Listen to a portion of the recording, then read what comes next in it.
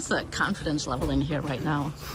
Yeah, we're feeling good. I think, we're able to win games that maybe isn't our best performance. And, tonight was one of those nights, back to back, maybe, not the best legs. And we were kind of sitting back in that third period, trying to protect the lead. But, I think that's a recipe for disaster. So, once it went to 2-2, we got our legs back and started to push a little bit. But, it'd be nice to just protect that lead. Let's talk about this. The overtime goal. I mean, the overtime is basically trading chances. You're just waiting for your guys' best opportunity or what? Yeah, I don't know, their guy got lost in our zone when we picked it up, and saw it was going to be a long 3-on-2, and, Ray was the late guy, so I gave it to him, and he made a great play back to me.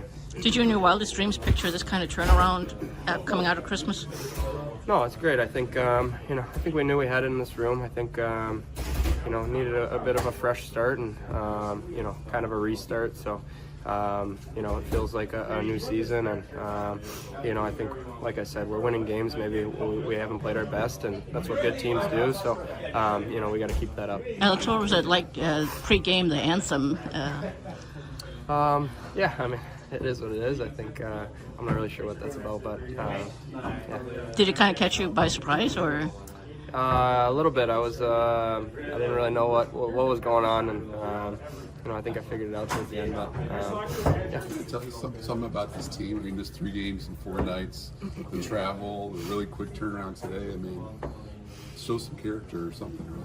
Yeah, for sure. I think we have a lot of resilience in this room, and like I said, today was not an easy game to play, and I think we came in the game, not giving ourselves any excuses.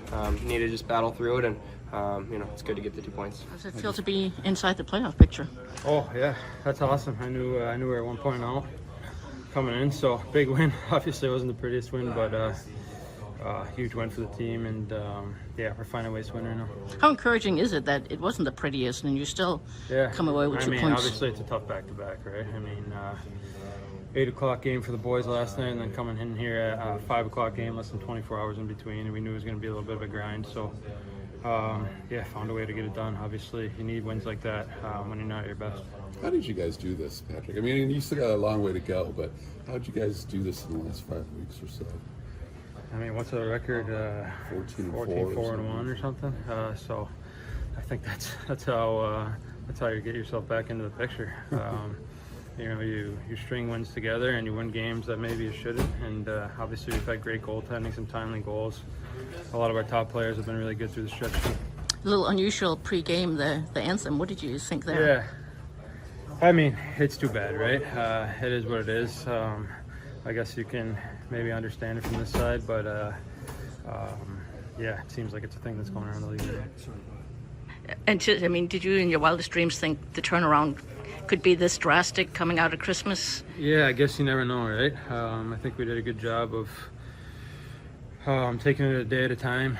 Even looking back to that Toronto game, right? Down 5-0, scored 2 in the third. Take the positives from that game, and all of a sudden you're building. I think we won 7 in a row there at one point, and I think we're at 6 in a row now, or 5, 6 maybe. Yeah. So we're stringing them together, and that's you need to have those type of streaks, and still not look too far ahead.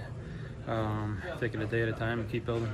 You guys, at the same time though, do you just kind of feel like almost anything's possible at this point? Yeah, for sure. I mean, like I said, we're finding ways to win, even not when we're at our best. So I think, obviously, we know we have a lot better, but I think there's a lot of confidence in the room right now. Is it encouraging too? I mean, you guys were living off your power play there for a while, but you haven't even been getting any hardly lately. And I know 1 in the last 2 games.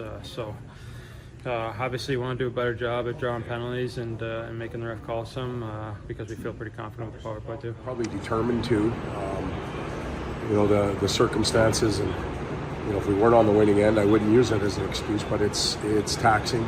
We're dealing with some of the sniffles and whatever else goes through the team. So I give the guys a lot of credit for showing some character.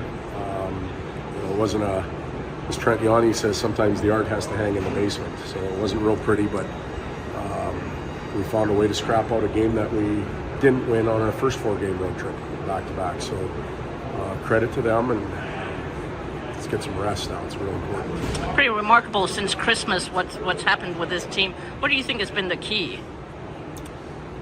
Well, a group of an organization, really, not just the players, training staff and the coaching staff and everybody around the team has a sense of belief now. And there isn't any, when you come in and you try and create an environment and you try and introduce new concepts for the players, they're either going to accept them and make it work, or they're going to poke holes in it and basically say it doesn't work. All of our players have chosen to try and make it work, and the longer it goes, the more they believe. So, but we have some things to clean up, and we have some things to advance into. Were they just that beaten down or something, or they were just ready to accept whatever you had? For me to answer that question is not fair to anybody that was here in the past or the players, so I'm not even going to go there. Does it speak to the strength too? I mean, you've integrated some. I mean, Elmer Soderblom is still fairly new to the team, and Albert Johansson didn't play a ton during the first half. And you've had some injuries that you've just found guys to plug in. And yeah, they have. The youth has invigorated the older players, I think, and the older players have embraced the youth. That doesn't always happen on teams. It can be really divided sometimes. But as long as that youthful group continues to provide what they've had, it keeps the older ones honest. And it's a real good mix right now. How about Kaner? How did he look tonight? Kaner looked good. He was, in an odd role for him the way we played him. But yet we thought we had to have four lines going, and when he's got the puck, he's able to hold on to it for a long time and maybe make some plays. And we felt him being in that position may give us more opportunity to play the fourth line. Not that they were poor by any means. They're very good on their own, but just have the puck a little bit more. So, and then down the stretch, he got bumped up and did what he's supposed to do. I'm sure you've stood through thousands of anthems singings through your career. What was that like? A little unusual tonight. Well, I know why you're asking me that question, and I have my personal opinions on the political landscape, but I'm going to keep those to myself, and I'm going to separate that from what we were all here for was the entertainment value of a hockey game. So.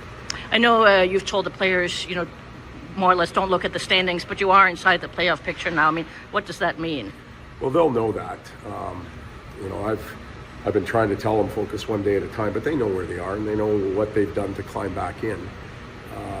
But by no means are we going to walk into the locker room tomorrow and say, hey, look where we are and what we've done. We're going to focus on rest. We're going to focus on getting better and getting prepared to play against Seattle, and we're not looking any further than that.